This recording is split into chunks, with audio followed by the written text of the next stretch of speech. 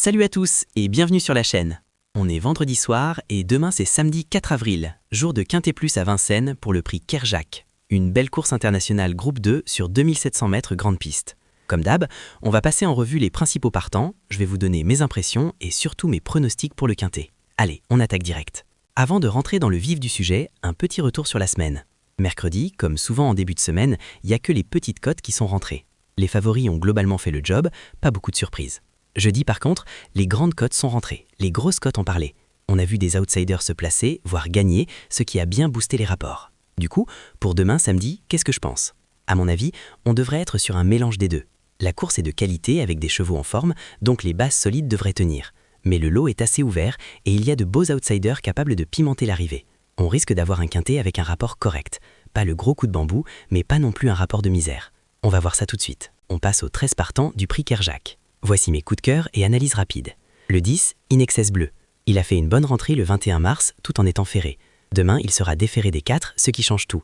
Pour moi, c'est le cheval en net progrès et l'un des plus durs à battre s'il confirme. Une vraie base. Le 13, Idaho de Tillard. Toujours très régulier dans ce genre d'épreuve. Il fait partie des chevaux les plus sûrs du lot, à placer dans toutes les combinaisons.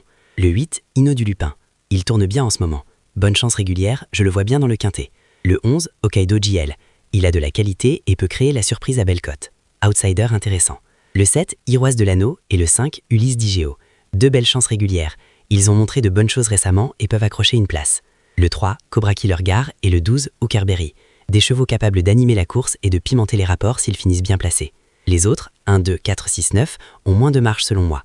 Mais dans un quintet, tout peut arriver, surtout si le rythme est sélectif. Mon pronostic pour le Quintet Plus de demain.